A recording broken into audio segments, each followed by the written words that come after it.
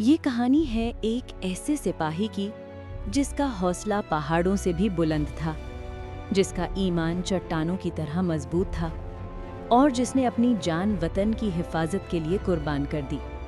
उसका नाम है लालक जान, पाकिस्तान का बहादुर बेटा और निशाने हैदर का वारिस। 1999 की कारगिल की जंग बर्फानी पहाड़ों पर लड़ी जाने वाली एक ऐसी जंग थी जहां सांस लेना भी दुश्वार था। बर्फ की तहों में जिंदगी मुंजमद हो चुकी थी, लेकिन पाकिस्तानी जवान अपनी जान हथेली पर रखकर दुश्मन के सामने डटे हुए थे।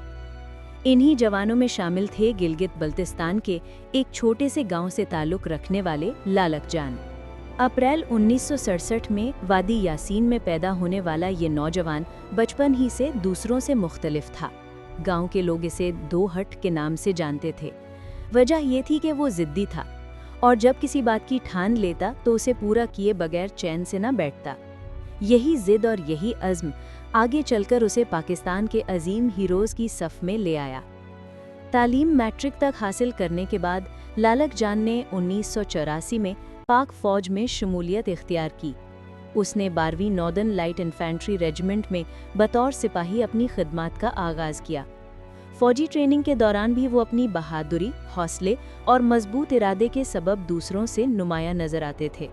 वो हर मशक्क़त को हंसी खुशी बर्दाश्त करते और हर मुश्किल में सबसे आगे बढ़कर हिस्सा लेते। जब कारगिल की जंग का आगाज़ हुआ, लालक जान ने खुद अगले मोर्चों पर जाने की दरख्वास्त की। उस वक्त महाज पर हालात इंतहाई कठिन थे। बर्फानी हवाओं में दर्जा हरारत -50 डिग्री तक गिर जाता, सांस लेना भी दुश्वार हो जाता। लेकिन पाकिस्तानी जवान हिम्मत नहीं हारते थे। लालक जान का कहना था, यही वक्त है जब एक सिपाही अपने वतन से किया गया वादा निभाता है। टाइगर हिल्स का इलाका, जहां जंग का फैसला होना था, सूबेदार सिकंदर की क़यादत में सिर्फ 11 जवानों के हवाले था। इन 11 जवानों ने दुश्मन के कई हमले पसपा किए। रात की तारीकी में गोलियां चलती रहती, तोपों की गड़गड़ाहट पहाड़ों को हिला देती, लेकिन ये चंद जवान सीसा पिलाई दीवार की तरह खड़े रहते। जुलाई की एक रात दुश्मन ने एक और भरपूर हमला किया। इस दौरान सूबेदार ने कहा कि अगर दुश्मन के रास्ते में बारूदी सुरंगें बिछा दी जाएं, तो उनकी पेशकदमी रुक सकती है।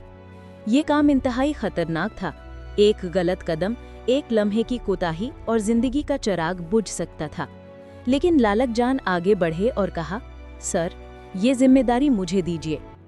मेरे नाना ने मेरा नाम दो हट रखा था, क्योंकि वो जानते थे कि मैं तूफानों का मुकाबला करने के लिए पैदा हुआ हूँ।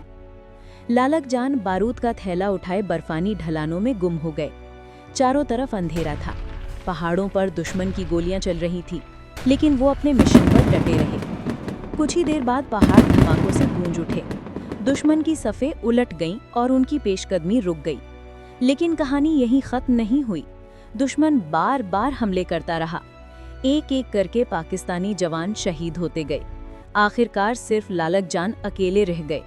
वो शदीद जख्मी हो चुके थे।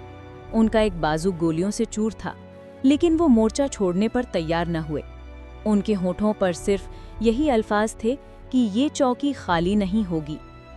आखिरी लम्हों में लालक जान ने अपने जिस्म के साथ बारूद बांधा और दुश्मन के मोर्चों की तरफ बढ़ गए। ये फैसला मामूली नहीं था। वो जानते थे कि इसका मतलब है अपनी जान देना, लेकिन उनके नज़दीक वतन की हिफाजत सबसे बढ़कर थी। धमाके के साथ ही दुश्मन की तोपें और गोलियां खामोश हो गईं। टाइगर हिल्स एक बार फिर पाकिस्तान के कब्जे में था और सब्ज हिलाली परचम लहरा रहा था। जब साथियों ने तलाश किया तो लालक जान की लाश दुश्मन की लाशों के ढेरों के दरमियान मिली। वो अकेले थे, लेकिन उन्होंने दुश्मन को नाकाबिले तलाफी नुकसान पहुंचाया। अपनी इस लाजवाल बहादुरी के सिले में लालक जान को पाकिस्तान का सबसे बड़ा फौजी एजाज निशाने हैदर दिया गया।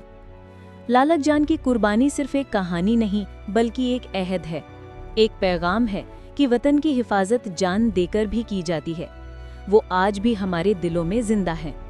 जब भी बर्फानी पहाड़ों पर सब्ज परचम लहराएगा, ये वतन के बेटे लालक जान की कुर्बानी को याद दिलाएगा।